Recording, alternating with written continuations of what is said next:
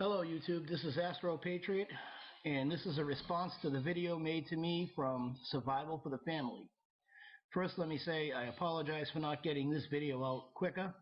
I've been busy nights, and that's really no excuse. And second of all, the question you asked me was great. So let me see if I can try to explain to you my theory on this.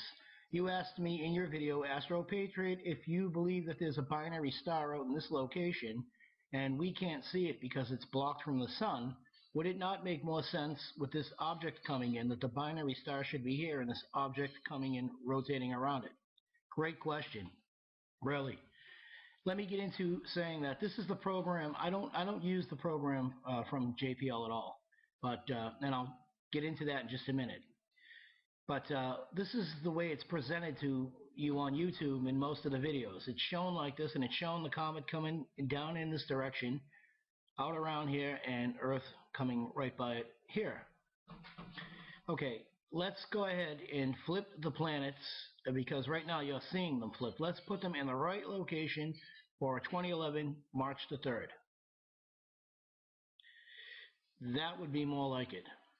The Earth would be in this position here. Venus, Mercury, Mars, and Jupiter. And I want you to pay attention to Mars and Jupiter right here on this program. Now, if you're going to present a program that's going to show an object that's coming in and may or may not hit me, my point is put the planets in their proper location. And they're not in their proper location. So, with not being in their location correctly, I don't know if I'm going to be affected by this object or how close it's going to come. So let me take you to another program that I use. And I hope you can all see this screen. And you can see that here too, the planets are not in their proper location. But let's go ahead and set the date here. I'm going to go 2011, March, and we'll go ahead and go today, which is the 3rd. And set that up. Now you have Saturn, the Earth, Mars, and Venus. That's the proper location for 2011 March. Let's go back to JPL here just for a second. And I want you to notice that you have Mars, like I said, and Jupiter way out here. In this particular program, Jupiter should be down here. I don't know why they have it way out here. I don't know if it's a delusion to throw you off. I have no idea, and don't even want to get into that part of it. And I go back to my program here and show you. The JPL has Jupiter in this location. Makes a great big difference in my opinion. And later on, as we go down the line here, I'm going to explain it to you. So yes, I believe there is a binary star in this location, and not hidden by the sun right now, and not even for that matter hidden by Saturn. So why can't you see it? Most people will never ever see a binary star. It's so cold.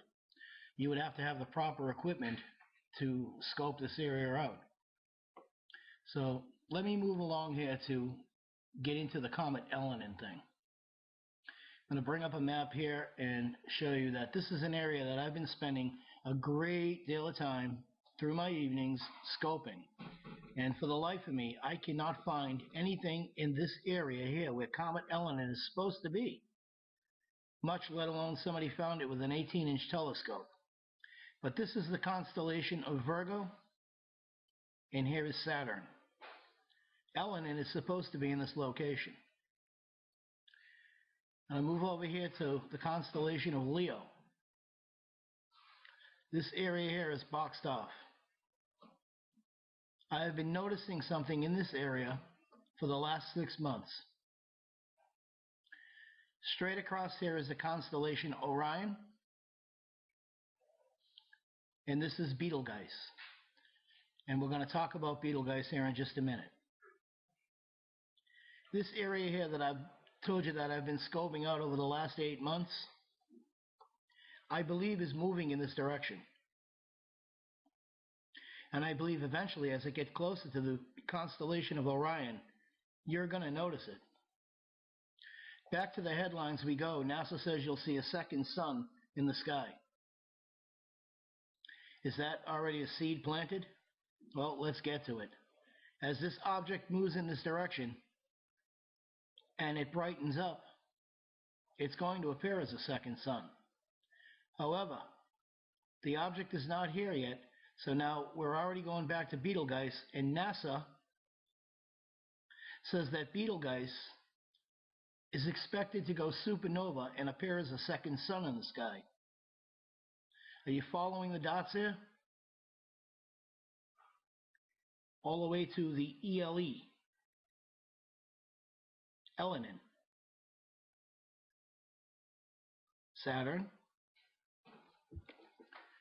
I go back to this program here really quick, and I want to show you that I don't agree with this flight path at all. The object that I'm looking at is coming in retrograde. Not prograde, retrograde. Which takes me back to, excuse me, I'm not very good at doing live videos. I can be a bore at times. Let's go here, and we're going to go back to this area, and let's go ahead and turn on the lights. And what do we get? Saturn. And this should be the area, which is Virgo. This should be the area that Comet EleNin should show up on. It should show enough of a heat signature at this point to at least come up under the infrared to show a heat signature and be there. You cannot even find this object on Google Sky. But out here a little bit further to the object that I've been looking at, straight across, Betelgeuse would be out in this area. There's Jupiter. Betelgeuse would be in this area. Let me take it up just a couple of notches for you. Pull it back out here so we don't lose it. Let's go up one more and look at this object. Now, what made me look at this object in the beginning 8 months ago? Well, 8 months ago when I started looking at this object, it was way back here. I was tipped off from a friend of mine to go into skymap.org and type in capital letters the word Nibiru. And I typed it in. And this is what I came up with, but further back in that direction. And I didn't believe it. So I decided I would spend a lot of time and set up a very large telescope and look at this area. Well, I'm going to tell you that over the last 8 months that I've been watching this area, this particular area, and notice I'm calling them areas, and I'm not using the word Nibiru, and this particular area have been orbiting around this star. I know a lot of you are going to say, no, that can't be. So what I've gone ahead and I've done is I've created a channel. And I know a lot of you have emailed me for the link, and I apologize. I've read your emails, and I will get the link out to you. I have put a live stream camera on that site. And what I'm going to do is I'm going to keep the scope plugged into this field area, and I'm going to go ahead and put the images of the scope on that live stream camera, so that you can go out and scope this area with me on a daily, nightly basis. And we'll put little pin marks in these locations so that you too can see that these locations are orbiting this area. One more time, I want to go back to the JPL database before I get this video done. And I'm going to go ahead and swing this flight path in this direction more. Okay? I told you I believe there's a binary star in this location, but I believe that whatever is rotating around it, and I showed you that in orbit, is coming retrograde. That's pretty important to me. So now I want to go back to this program and show you why I believe it's important. I want to set another date in here, and I want to use the date of November the 18th. So we're going to go November the 18th, 2011,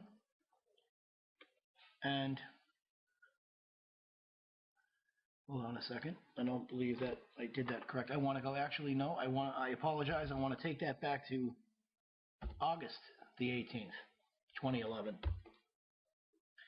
With the object that I believe is out here, and I believe whatever is orbiting it retrograde, I believe will come in around this location and out. I made a video showing you that I believe there'll be an eclipse of the moon. No, I apologize again. It was a very late night for me. An eclipse of Mars. This is the visual sight here of Mars. And I believe when this object comes in retrograde around Mars and blocks Mars will be the telltale sign, in my opinion, that this object is for real. And once it passes out, I believe that a lot of space debris is going to be left in this particular location. Now I'm going to go ahead and put this into motion view, and I want you to remember that the object is now passed out, but there is a lot of space junk left in this area. And here's where it gets interesting. As you can see, the Earth begins to orbit right into the trash left behind by that object. That's been what my biggest concern has been. I want to jump right back here really quick, and I want to go back to this location. And I want to say that if there is a comet in here, either I'm missing it or it is not there. So to play devil's advocate, I'm going to go ahead and say that the comet is here, and if it continues the flight path as close as it's going to be to Earth, you should see more on the web about it. It should be more in the mainstream media. I mean, you can really find nothing about this comet. But if it is there, it is so small that I want to make this clear. It will not cause a geographic pole shift on March 15th. Absolutely not. I want you folks to realize that you don't have to run out and buy all this food and get the bug out bags and the vehicle ready and head for the hills. This comet is not going to cause a geographic pole shift. Neither is it going to hit the Earth. I would be a little bit more concerned about this area, and this is what concerns me. Out in the constellation Leo. I'm going to stay with this as much as I can, and I hope I'm wrong. And I have known to be wrong. I've been known to be wrong. I don't want to say that I don't want myself to be presented on YouTube as I'm the go-to guy, because I'm not the go-to guy. This is a theory that I have. It's just a way that I'm thinking. And to me, and all the time that I've spent looking in the sky, this area here looks real strange. Anyway, I hope I've cleared that up as best I can for you. And I look forward to putting out some more videos. And I look forward to linking the scope to this area so that you people can follow along with me. And we'll get that done real soon. I'll go through my mail today, and I will definitely email you folks the link. I want you all to have a great day, and I hope this was helpful. If not, well then, thumbs down to Astro Patriot.